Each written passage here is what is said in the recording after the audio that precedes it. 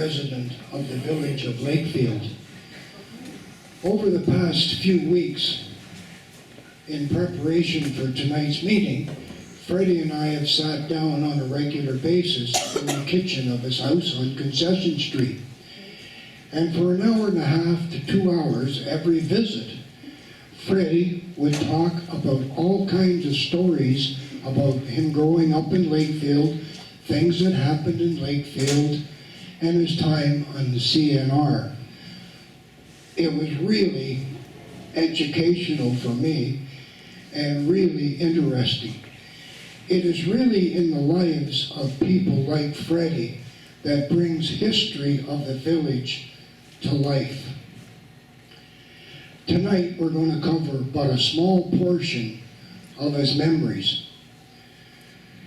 This idea of having Freddie here started last November when he made a comment, why don't they ever talk about the railroad in Lakefield?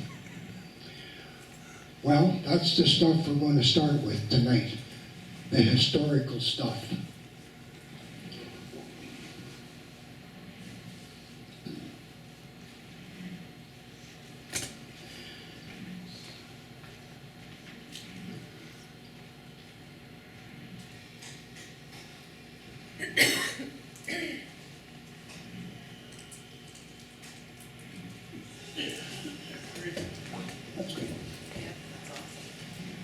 Now, it's going to be a bit of an ad hoc because the idea behind this was a conversation.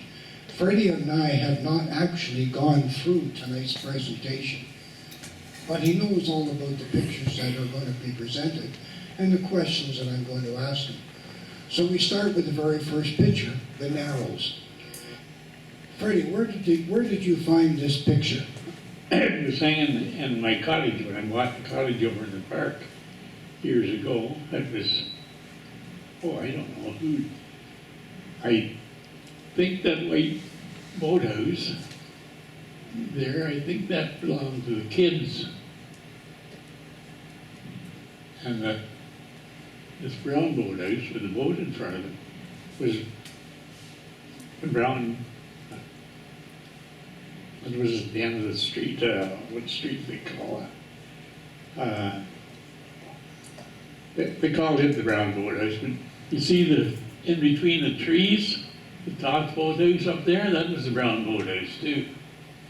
And there's the Wakita or the Islanda. It wouldn't be the Wakita, it'd be the Stony Lake or the Wakita coming in to dock at the dock. See, there is no riprap along there. So that picture was taken before my time. It must be, because I remember them putting the wharf in along the water. That's, see the point of the island and the island there, and the Narrows up there and the boat coming in. That's. So whose skiff was that? I think that was either Sammy Grill's or Mrs. Brown's. But that was a brown boathouse, the dark one. And when it got pretty well shut, that's where we used to swim off it and jump in and swim over this island here and then over to the park because we wanted to rest in between. Now, what did they do on the, when you did come along, seeing as though this picture predates your time, you talked about they used to build something along the right-hand side here. In between the two boathouses, that's where they built scow for the naphthalene. I remember them building it was all bolted together with timbers, fir timbers, and they would pound it on a steel thing with a rope, like they call it yokum, and they'd pound it in the cracks so it wouldn't leak. I remember them cutting the ropes to let it slide down out into the water there so that they could hook onto it with it. I guess it would be the Bessie Butler, no, the Wakita dragged the boat, the naphthalene up and down, and Eric Holmes used to unload it. I think there's a picture of that, isn't there? At the end of the track. Yeah, that's coming. Yeah. The, that picture, that's, Yeah. I don't know how long ago that was taken. It must have been years ago. Because I don't see any boats in the water or nothing, only that skiff. And if you know what a skiff is, you row it. It's pointed at both ends.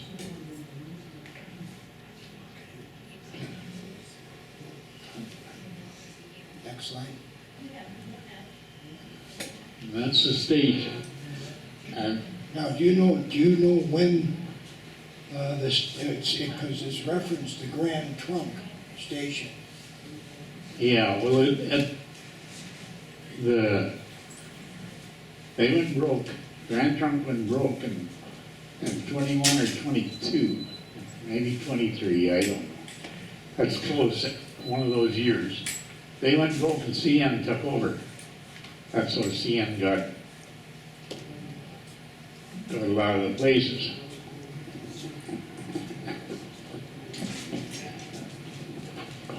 Now, you told me that some of the buildings off to the end of the station are still there, and other ones aren't. Well, what do they call it, the terrace, it burnt down. The little White House is still there. Sandy Village's place, where are we? Right up here, it's still there.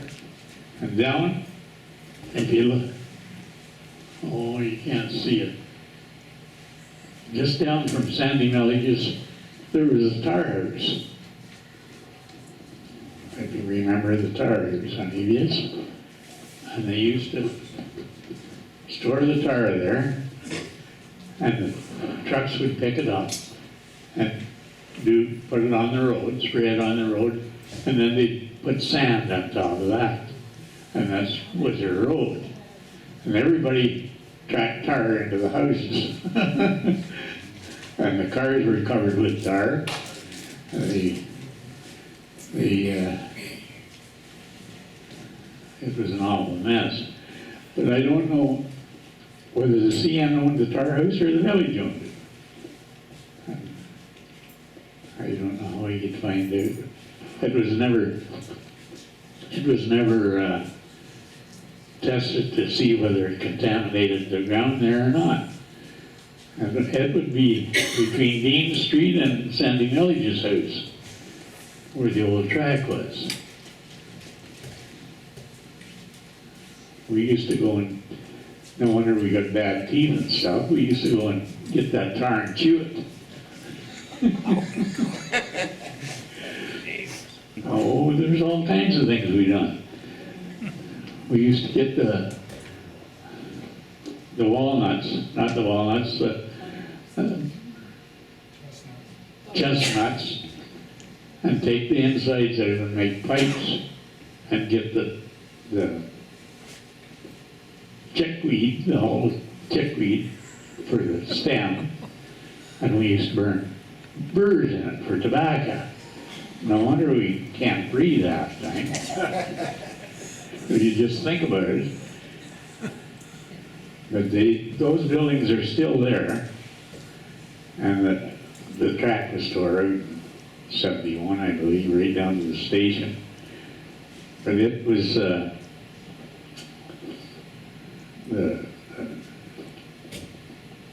on the pram there, I don't know. Somebody told me that my grandmother was in that picture someplace, I don't know. There's the pram. Yeah, yeah. But she's in there someplace close to that. Is that her? I couldn't tell you. Next slide, Mike. My first job, on the railroad, I worked down here for a while, and then I went to Port Hope, and the fellow told me down there, he says, "You're going to write the rules." I said, "No, I'm not." He says, "Yeah, the real car's coming tomorrow. Here's the paper. Go home and read it." So I went home and studied the book, and I wrote the rules, and the first job was to take that rail out where that engine's sitting. And that's where your water main comes in for the village of Lakefield. I took the rails out and the ties, and I had to put them back in. That was my first job that I had. That they said, well, you wrote the rules, you can go. So, Now, why did the train stop at the station and then stop at the wharf? well, the people got off at the station that wanted to get off at Lakefield. And then that train come up and they unloaded for the boat. See, there's a boat waiting to get loaded now to go to Stony Lake. And it didn't cost any more for you to go get off at the station. There it goes, right up the thing. But see, there's a canoe and there's a punt sitting there at the dock. But right where those steps are is where the water main comes in for Lakefield. So the boats used to take them to the cottages. Yeah, they took you right to your dock and unloaded. Because there was a road that went from Lakefield to Young's Point to Burley Falls. No, I don't think there was. I don't know.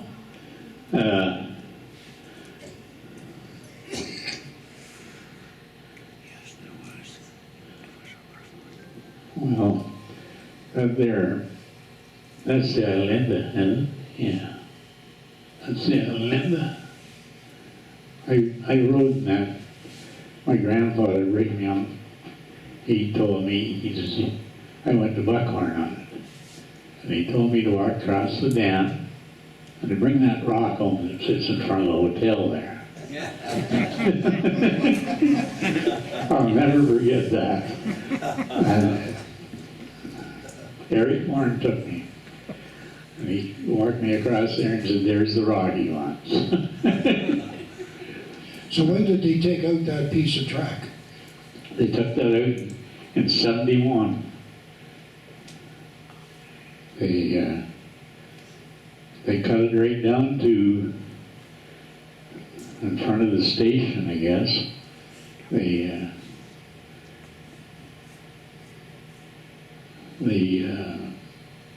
had no use for it. The naphthalene, that went from north up the other way, up to the naphthalene anyways, Norwood up. I don't know why they didn't continue. Our track comes into Lakefield to the naphthalene mine because it was shorter. I don't know. But I left shortly after that. When they took that track out, Fred Mortlock was the roadmaster. I remember that. But we used to call them crow's beaks. They were right at the station.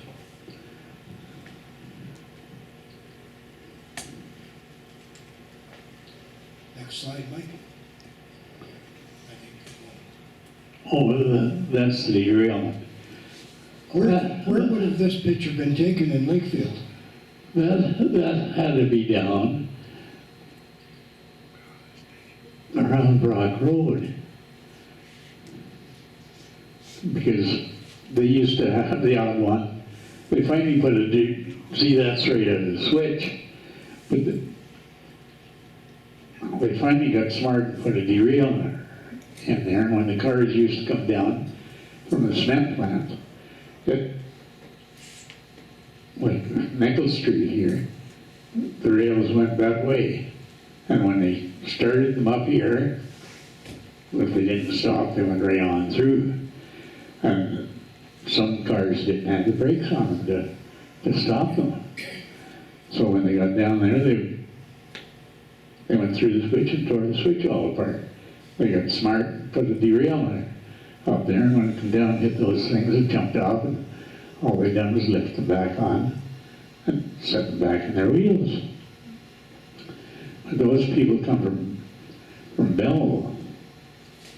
You see those big jacks underneath? they had one derailment down there. I was underneath Jack and I was getting played out, and the guy was sitting there on the rail.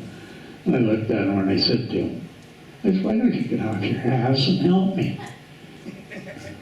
And after they tell me he was the big shot come out of the hole. Yeah. But there's lots of derailments I've been on, like over in Quebec, beef, and I brought, there's one derailment at Spartan #1 Apples, a whole boxcar load. And they said, oh, how can we get in that? I said, well, it was sitting in the ditch on about that angle. The door was open, but all the boxes shifted going in and closed that door right up. So the boxes had holes in them. I used them just like a ladder. I climbed up and I worked the box right at the top, and we emptied that car before the cops come. And everybody eats Spartan #1 Apples in Lakefield, but I never. Because I brought a whole half-ton load home, all I could load on. And my board car, they said, I had a 5-ton truck, and they said, oh, Fred, do you have a room in your truck for a couple of boxes of apples? And I said, oh yeah, throw them in there. Well, they said, when the cops come, the supervisor said to me, have you got enough stuff for this job? And I said, yeah, I guess so. He said, oh no, you better go and get some more oxyacetylene. So I knew what he meant then. I went up and he said, put that in your boarding car. Well, the boarding car was chucked right full. All you could do is get a wiggle in and go to bed. So I brought it all home. I said, your stuff's all up there. And they said, we don't want it, we got enough at home. But there was sugar, there was everything in that. It was quite a wreck. I think there was 20-something boxcars just flew all over. Next slide, Mike. There That we are. slide right there is Oh, 3 men in a rail car. that's Mr. Deladon, Joe Deladon, Harvey Menifee, and Bat. I think his name was Bat. I never really met him. But that's the same gas car. But when I started in 51, it was right there. And that was Sylvester. And it was made in Lindsay. And they made another one too, Fairmont. But you see those handles at the front? That's what you picked it up with and wheeled it around like a wheelbarrow. That's how you took it off the track. Well, with Uncle Jim and Dick and I, we took it off at Nassau, the big angling crossing there. And the train hit it and took those steel handlebars off. We didn't pull it out far enough. And to go down the track, the wheels were all bent, and they got all new wheels. We put them in and it disappeared. I was glad. You had a cylinder that was just a box around the cylinder that you poured the water in. It was a hit and miss thing.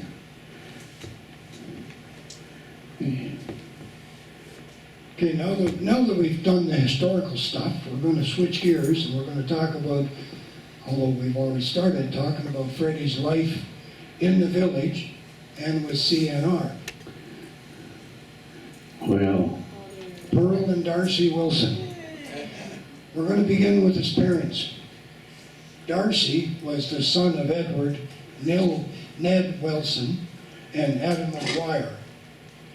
Pearl was the daughter of Brigham Fred Young and Emily Morin.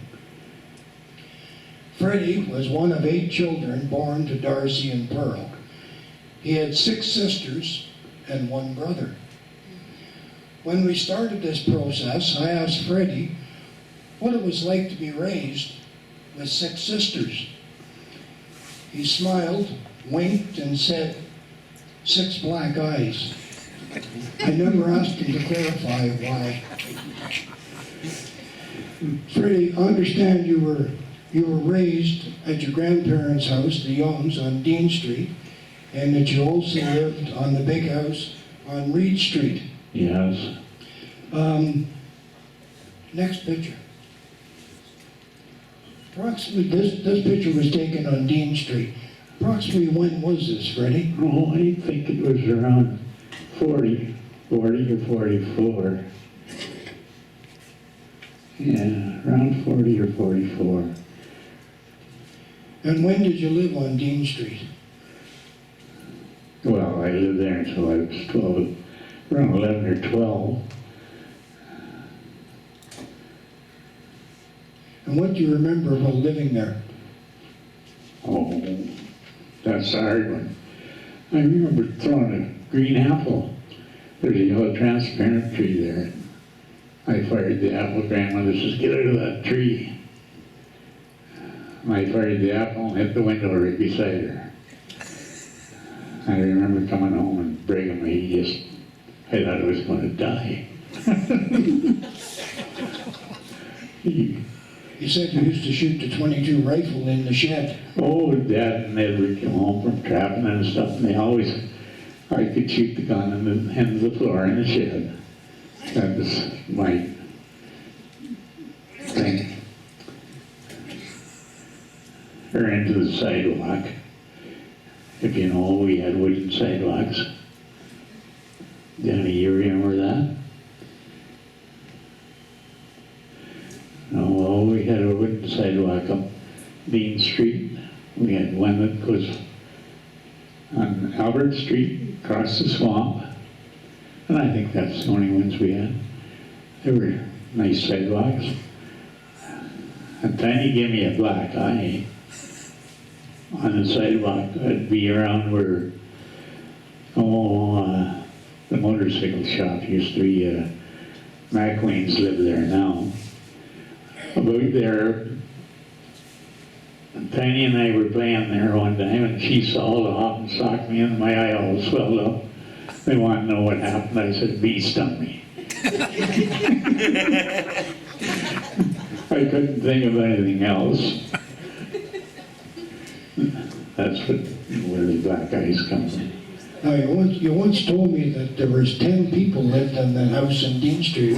Who were they? They were Grandma, Grandpa, and Francis. There was Mom, Dad, Marianne, Tiny, and me. Or me and Tiny. And then there was your father and his brother. He never come till he was 12 years old. And that's 10 of us lived in that house.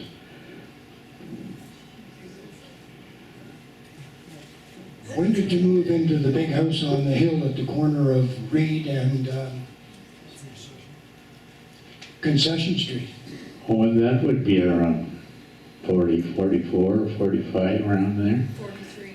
43? Yeah, we moved in July and I was born in August. Oh, well, you were part of the second family. There was only 3 of us at first, and then there's 10 years between Judy and I now, or more. That is my sister sitting beside Neil, Judy. And my other sister, Margie. They belong to the second family.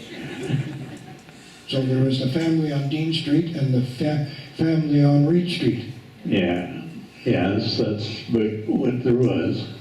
There's one picture there of the 3 of us, and then the rest, I think it's when Marianne got married, or me. I don't know which one it was. Huh? You, I don't know. when you got married. When I got married? Oh. Well, that was in 56. So what do you remember about living on Dean Street? Well, that's about it. Dean.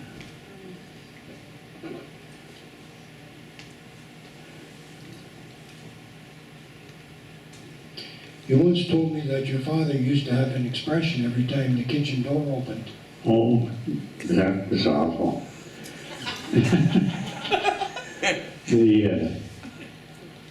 Mr. Smith owned the house before we bought it, and he died at the kitchen door. And we would be sitting eating supper, or sitting around and the door would fly open. And Dad always turned around and said, "Well, come in, Mr. Smith." And we said it too. Every time that door sprung open, and it was never fixed that I know. Now, you said on one of our discussions, you said you had a chance to go back and visit the house relatively recently. We, Marty straightened that out, and we went over to visit the house. And we went upstairs and up into the attic, and the fella made a buck room up there. He has it full of bucks and stuff. And they really fixed the place up. And we come down on the first landing, and Snooky, she's not here tonight, she's in North Bay, or Birch Falls, she lives up there. And she stopped and she looked around and she says, "Oh, one more time." Threw the leg over and down the banister she went. And she says, Mother used to just roar at us all the time about sliding down the banister instead of walking down. And she says, "Oh, just one more time." I thought that was pretty good of her doing that. They had toys that they found under the boards upstairs, wanted to give us, but we didn't take any. I guess they were ours, I don't know. But that house is all oak, or oak, and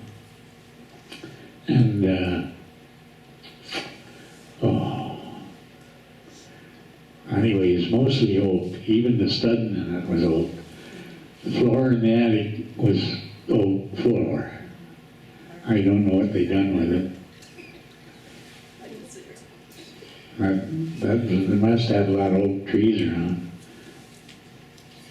Now, in one of our conversations, you made reference to the different areas in Lakefield having nicknames. Yes. What were they and where were they?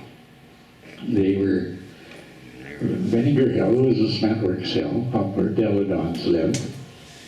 Where I lived, we were the Swamp Angels. And Neil would be a Swamp Angel because he was living in that place there.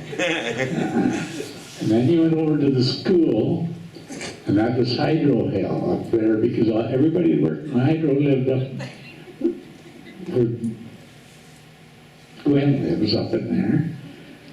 And then you went to Snob Hill, that was where the Blakes and them all lived over on the highway. And if you lived across the bridge, you lived in Kentucky. And that's the way the names went. And that's what we used to do, was everybody was named where you lived.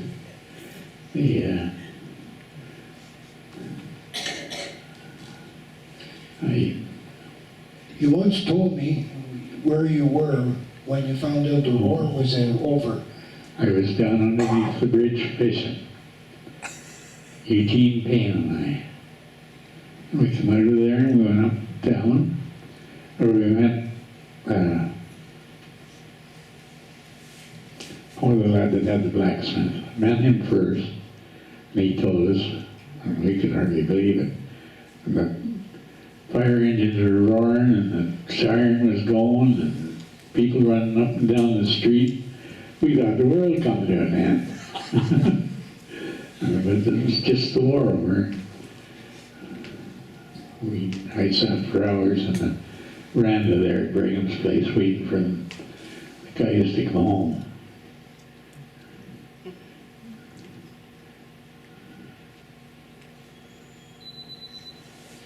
Okay, now we got your school.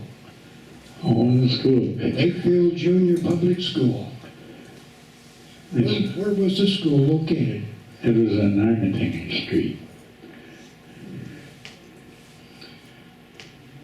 Who was your favorite teacher and why? Oh, Miss Young, Eileen, because she used to play the piano all the time, twice in the morning and twice in the evening.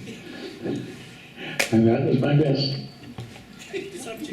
subject, listen to that piano. And she always played Danny Boy or Down in the Valley. And I could sing them right now if you want me to. Go ahead. No. So what was your favorite subject? We know your favorite teacher. Daydreaming. All I done was daydream about the railroad. I wanted to get a hold of one of those big engines and drive on them. I never had the opportunity to. I rode lots of them, but I never had the opportunity to drive one. But there's nothing to drive them. You got a pedal you put your foot on. They call that the dead man, and you got a lever to pull back and forth. And you gotta watch you pull the train apart.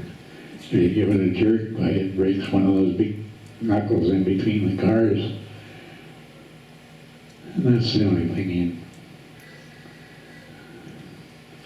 What was it that attracted you to the railroad work?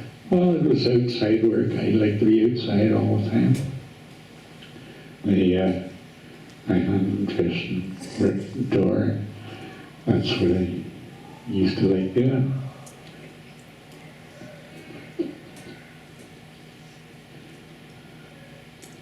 Now we got the 1945 class, and Miss Moore's class. are there any of your fellow classmates there here tonight? Yes, there's 2 of them, 3 of them.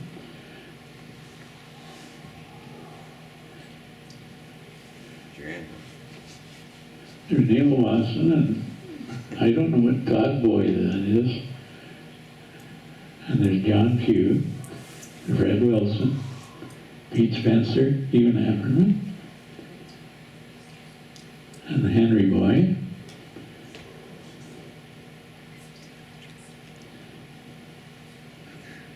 And the Jessup girl, Doreen, and the Hunter girl.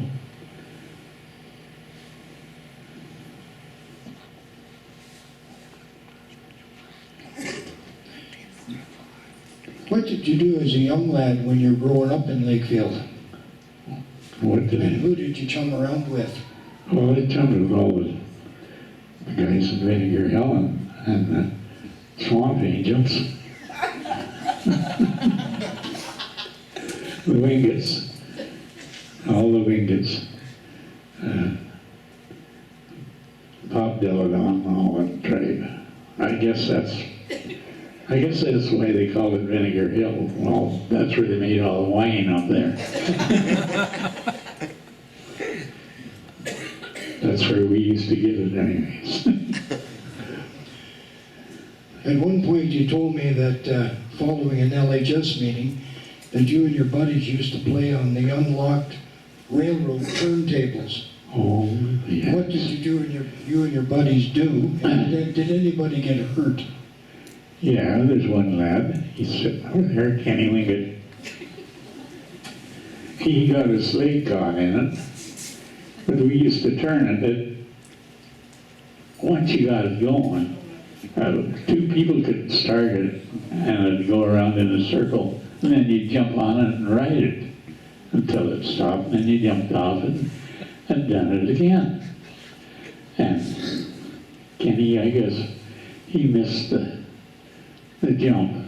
I don't know, he was in the house the other day and I said, "You remember who that was that got their leg caught?" He pulled up the pants and he says, "Me." He's got scars on his leg to prove it. But there was a girl, I don't know who she was. She got her leg caught in there too. I know who she was, Fred. Who? It was my dad's cousin. She was an O'Neill. Oh. she's one of them anyway, and there might have been one other person. Oh, She was older than my dad's age. well, let's see your scars. You stand up there and put your leg up on a chair. She had the scar on her. So how many turntables were there, and where were they? Well, the first one, I don't remember it, but it was right opposite the station where the fire hall is now. There was a turntable there, and I think when CN took it over, they put the one down here because that was in a bog up there. It would be out of balance it all the time. The one down there, that was an awful job. In the spring, the water would come up in it and freeze, and we had to go and pick it out and shovel that out of that hole.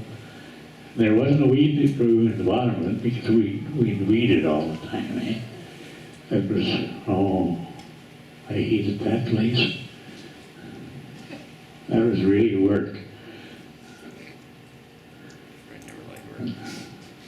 Who was the chief of police when you were growing up? Garnet Samus. Poor Garnet. We used to hide in the cement works down there, and he'd come and get us, take us up to the office, up to the cement works, and there'd be some guy there give us hell, and then they'd give us a pencil or something. And we'd be right back the next day waiting for him to come along and catch us again. And we wanted a pencil or a comb or something, whatever they give us. Oh. And who were the doctors? Because it sounds like you used them. Well, well, one was Dr. Gasol, and the other, there was a Dr. Moore. He was on Queen Street, across from the Anglican Church, right on the corner.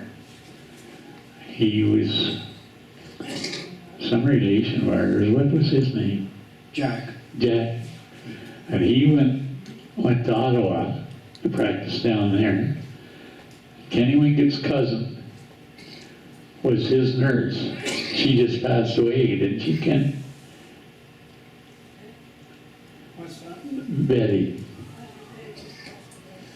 Somebody just passed away. I don't, Betty, Your cousin Betty. your nurse. she's still living. Is she? Oh, Betty, my cousin Betty. yeah. Oh, yeah. Well, it was him that died then, wasn't it? The doctor she worked for.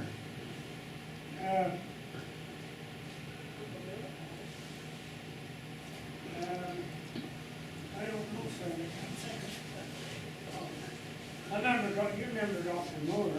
Oh, yeah, yeah. Yeah, there's all kinds of I doctors. don't know. But I only remember Dr. Gasson, Dr. Moore.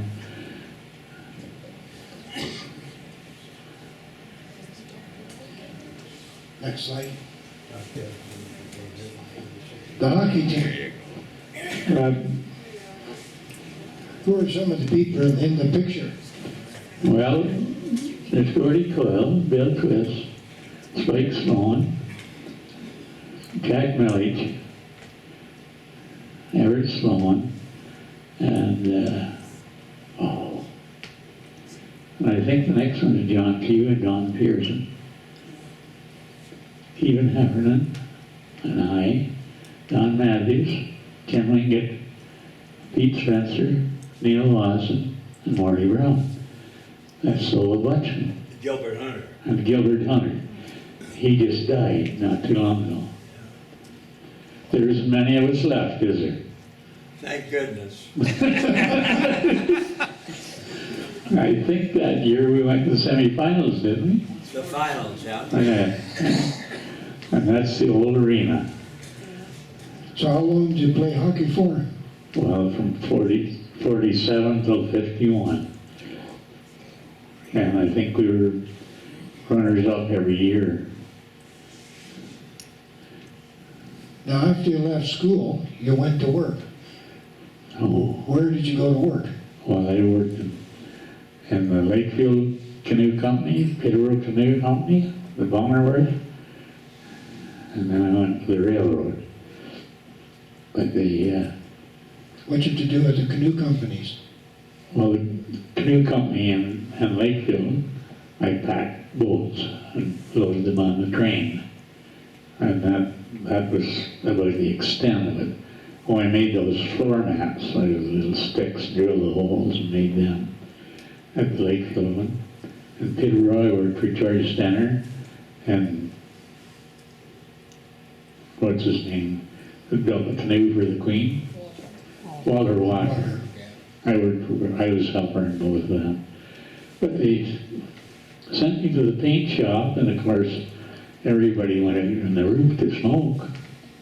But I was the one that got caught, so they fired me. Smoking outside a paint shop. I think Go figure. I think Turner's turned us in, but I was the last one coming through the window. So they let me go, so I went to the railroad. And on the railroad, when you weren't allowed to work for your relations. So when I was filling out my papers at Peterborough, I said something about my Uncle Jim. He was foreman here in Lakefield then. And Jack Redner was the clerk. I mean, he said, I never heard you say that, Fred.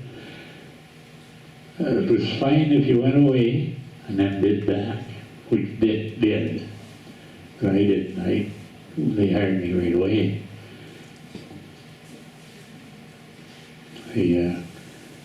So your first job was in with the railway, was in Lakefield? Yes, that was the first. Well, I shoveled snow and done all the work around here, put in ties and stuff. But I went to Newtonville, as I said before, that he had said I was going to write the rules.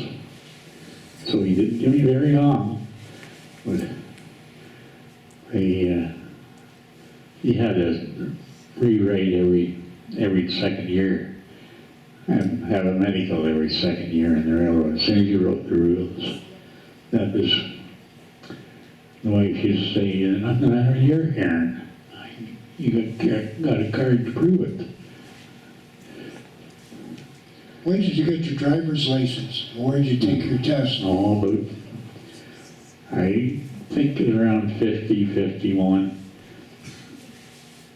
Dodson's used to be on George Street. I went in there, and Dad said not to take his car. There's something the matter with it. So, anyways, Pete Spencer had an old 34 Ford, and we went in and said, made the appointment and everything. Yeah, well, okay, come on, we'll take you for a drive. So first thing the instructor done was roll up the windows. There was the old window, all jagged. You roll yours up, rolled it up, it was all jagged. So he said to me, he said, do you want to ride in this thing? I said, we rode down from Lakefield and I said, do my license. So we went up the courthouse hill, and he backed me into the curb. I pulled away, and he says, take me back, I've had enough. And he gave me my license. But I guess with the jagged windows, he was scared.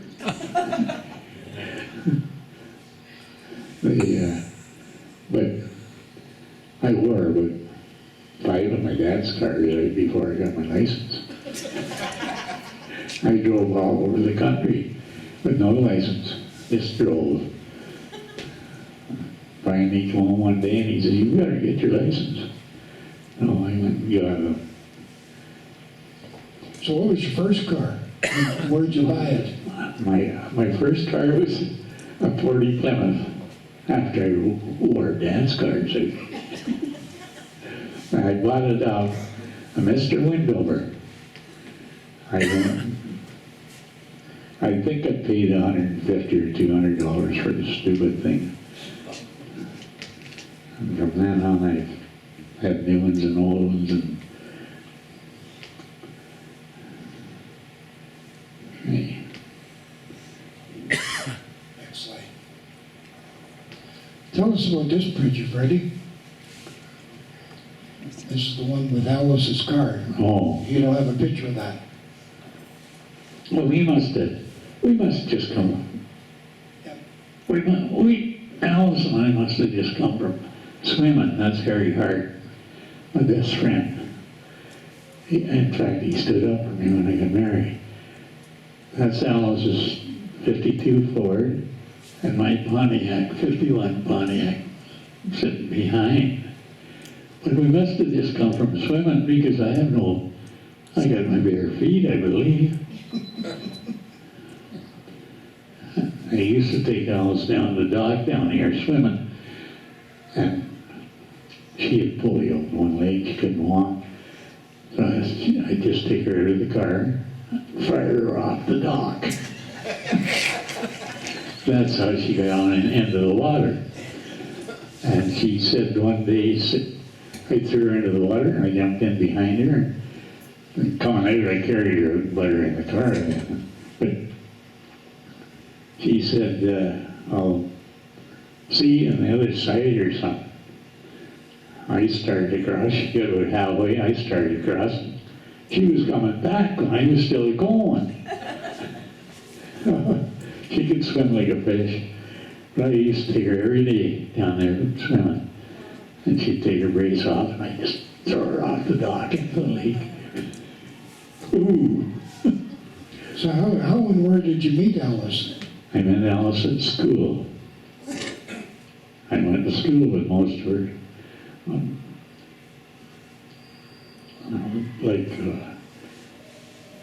All through school, I guess. And we were married in 1956. Next picture. Here you are, the wedding couple. Yeah, 1956. The Anglican Church. And the minister was Mr. Patterson, if you know him. He married Tiny, and Judy had him for Doug when Doug passed away. And he went on for an hour and a half. I was just fit to be tied, and so was everybody else. I do remember that one. It was the point when he said, and now to sum up, and 25 minutes later he was still summing up. Oh, he was a long-winded man. But Alice and I were his first couple that he ever married. He was minister in Young's Point. And I think Mr. Hunt was a minister in Lakefield, and he had polio. That's when the polio was going around the second time. And he had a shot of polio, so this guy come down, I don't know, he had us up to Young's Point about 25 times. I was getting sick of it.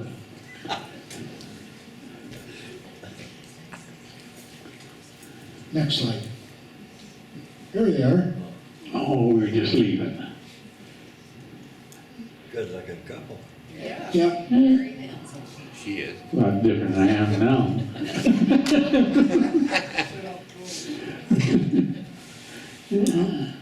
So you'd have two children, Gwen and Dan. Dan.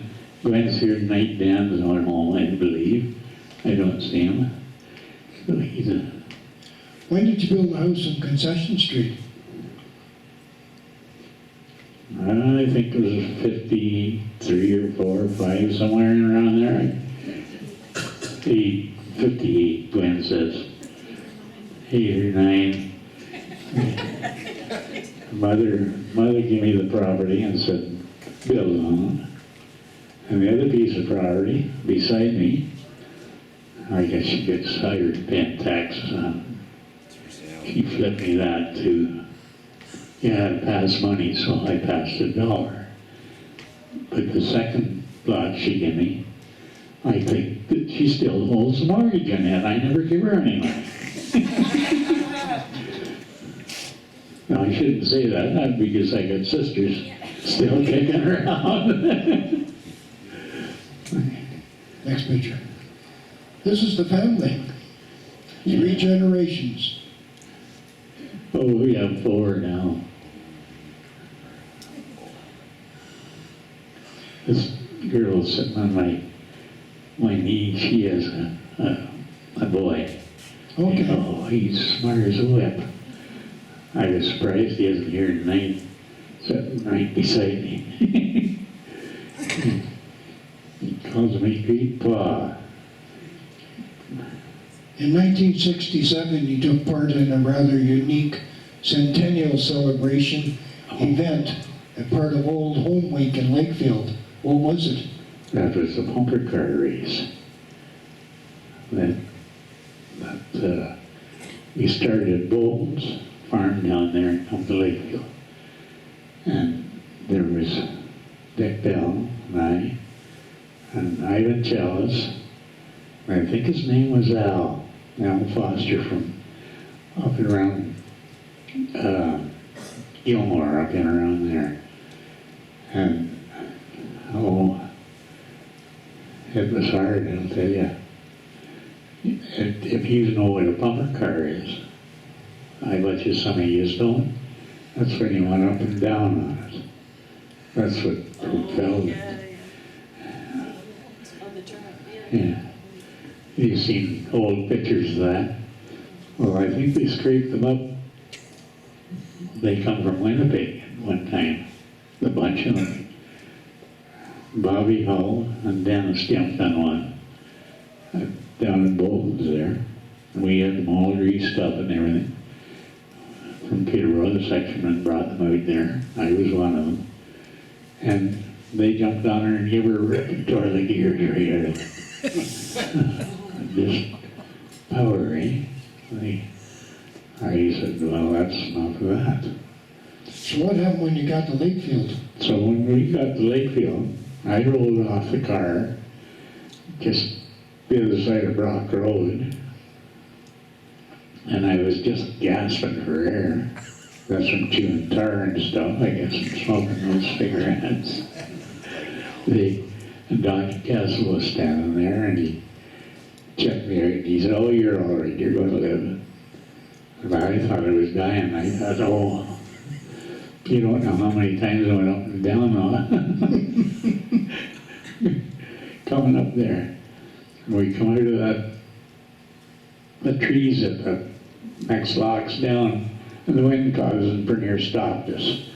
That's, oh, it was awful. But I think the hydro in that, voice from the hydro. Next. Oh, This this is, is where I worked.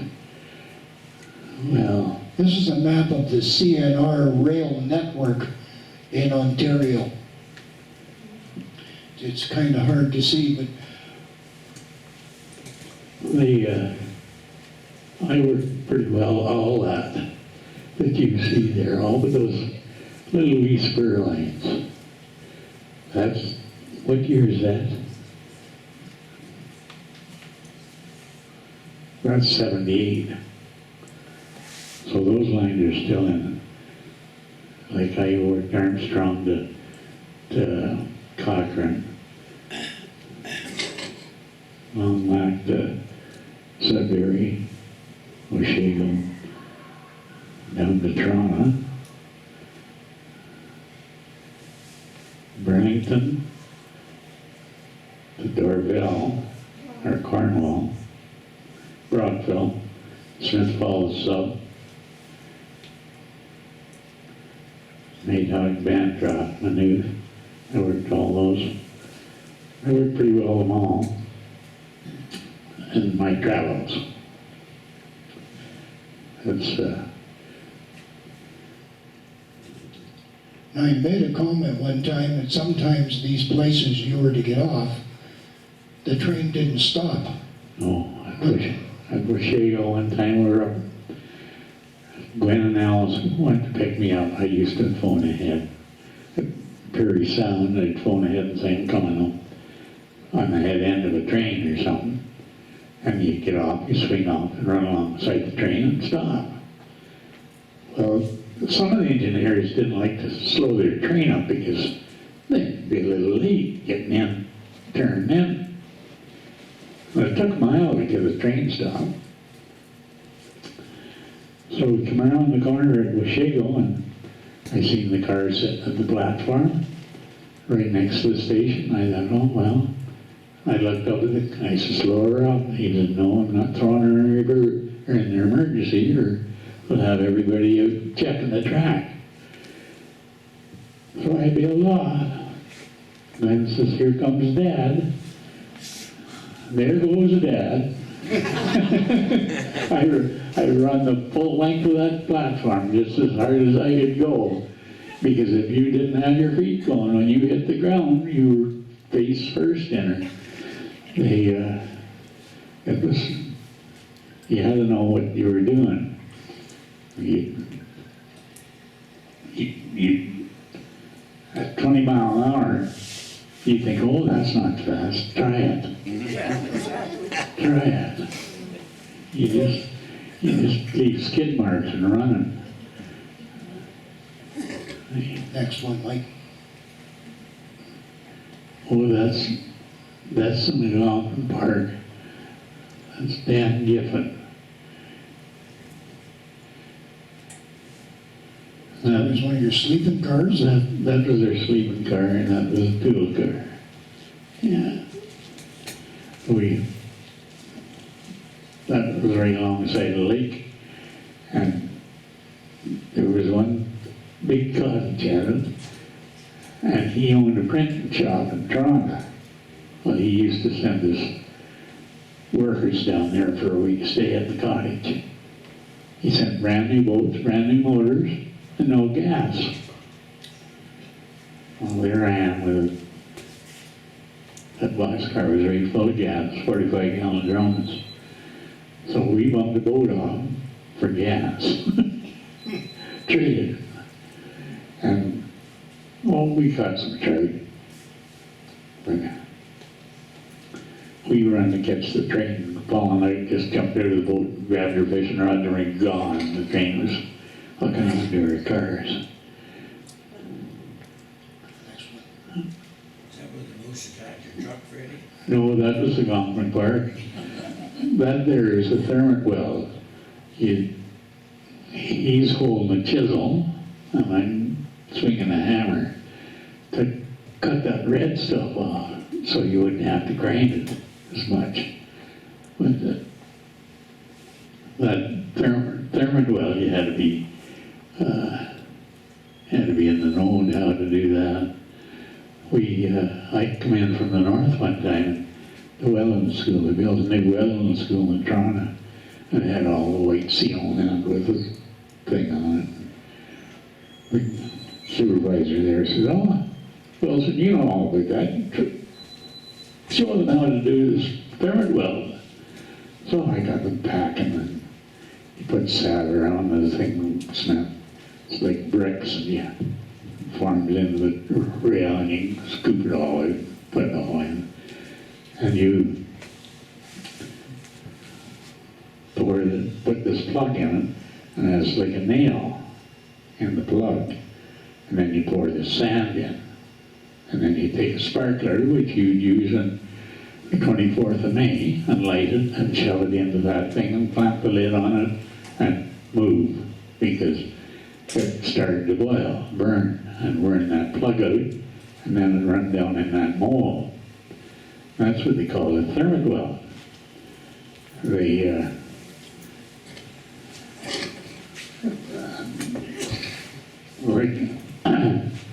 Now you don't hear the clickety-clack on the track.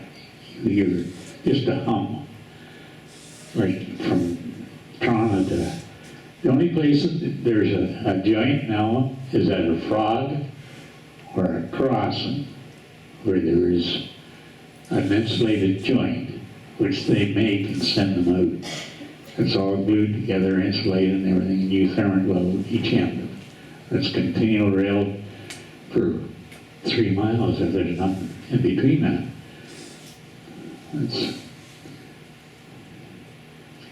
Now, you once told me you had a particular memorable experience at one year. They sent me to Oba they made a foreman out of me, sent me to Brighton. I was there 2 days, and they come along and they said, "You're going to Oba." I said, "Oh, I don't want to go up north." They said, "Oh, yes, where you go?" So I went up and they told me, they said, "Now, you watch them up there. It says pretty rough place." I said, "Yeah, okay." So anyways, my board car was froze up, so they put me in the hotel. And the girl in the hotel, Hazel, she owned the hotel really, and she said, "Well, if you get your breakfast, and the other guys throw their sandwich in their lunch pail, a can of pop, you can have the run of the kitchen." And she says, "If you want me, I'll send the bill into the CNR, or you can." And she says, "I'll charge you so much." And I said, "Well, how much do you want to charge me?" And she told me, so I charged the CN that. I drank on their money for the week. Because I used to go up there sometimes with $5 in my pocket. And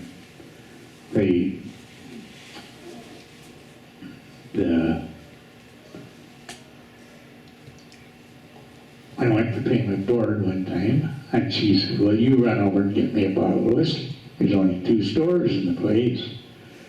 So I went over and got her a bottle of whiskey, and come back, and she said, "Well, you always have a drink with me." So I paid him on board, sitting there having a drink, and then he walked, and he worked with me. He walked right to his bedroom. He came back out, and he just put a revolver to my head. The barrel looked that big around.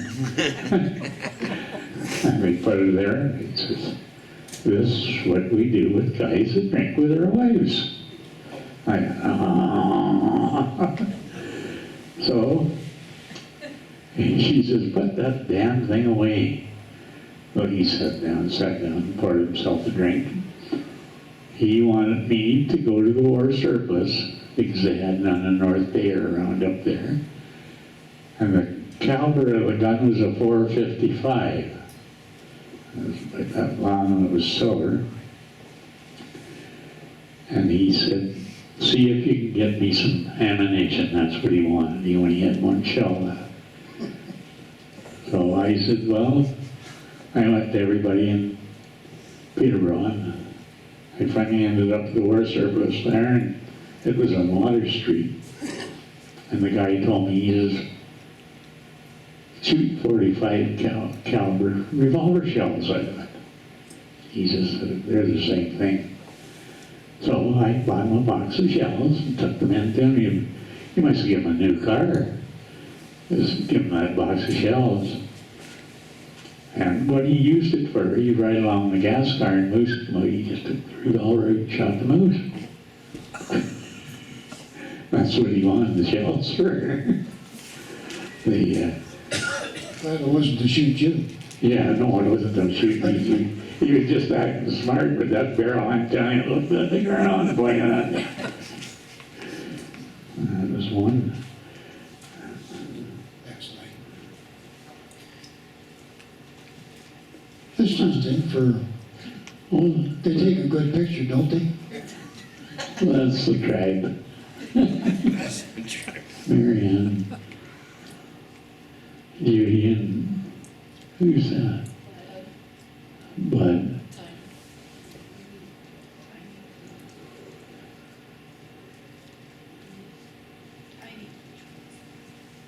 Tiny don't have blonde hair. It's got gray hair next to you.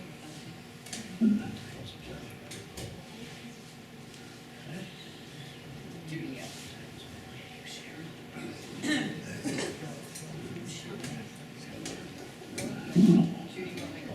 Is it? it's tiny. It's tiny Yeah. with you. Right beside Oh, you. I don't know. I can't see very well. And Snooky and Marty and Oh, yeah. Point me then. Which one was your favorite, Freddie, of the girls? But it wasn't you.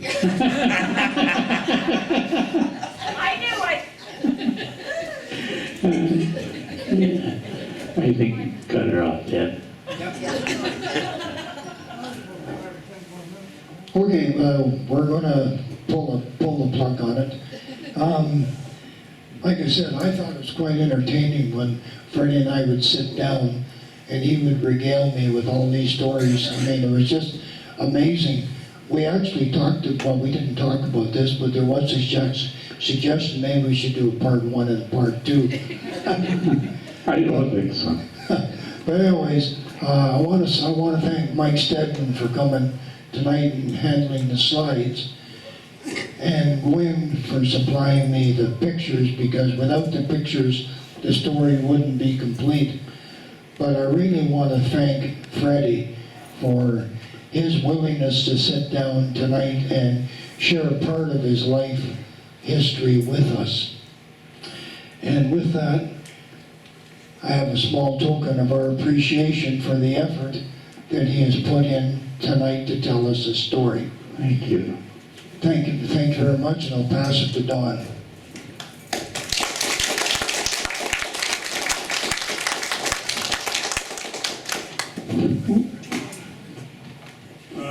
I need to thank Ted for doing a bang-up job as well.